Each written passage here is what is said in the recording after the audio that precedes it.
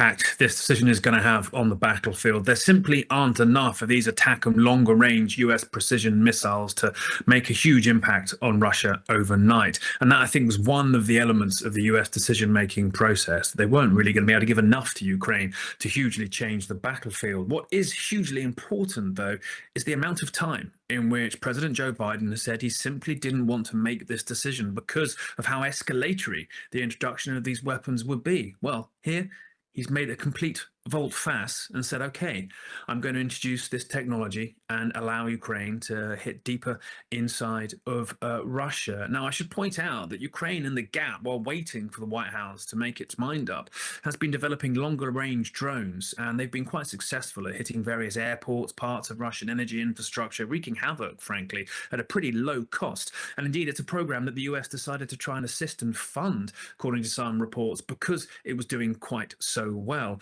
But the symbolic nature of this is what is so entirely key. They won't necessarily have enough missiles to make a big difference, but this gets the United States deeper involved in Ukraine's war at an utterly key time. The White House is saying this is a response to Russia's escalation of introducing North Korean troops into the fight, most likely to retake the Kursk region that Ukraine invaded back in August. But ultimately, we are seeing here the Biden administration in its closing months taking this significant step.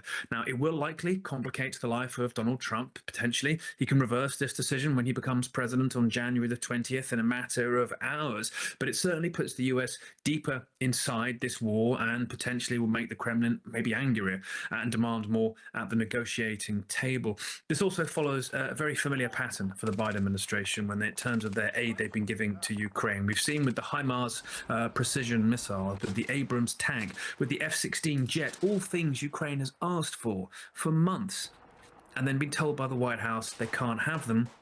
Allies have stepped forward and publicly and privately briefed how much they want this technology to be given to Ukraine, and then ultimately, almost when perhaps Ukraine has given up asking, that technology is furnished to Kiev. It's exactly the same story with these ATACMS.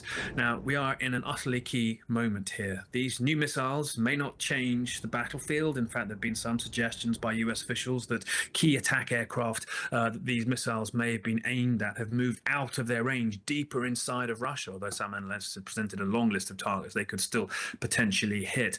In the next 2 to 3 months, we're going to see Ukraine and Russia throw everything they can to put themselves potentially in the best position on the battlefield ahead of the Trump administration. We don't know Trump's plan.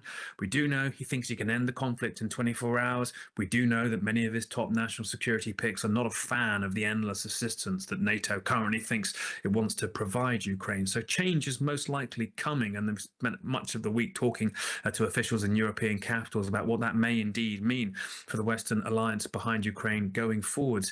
But we're going to see now these ATACMS longer-range missiles part of the bid to give Ukraine a better hand ahead of any talks that may indeed come next year. But the battlefield changing so fast at this point in Russia's favour, we are looking for some very stark months ahead. Nick Payton-Walsh, CNN, London.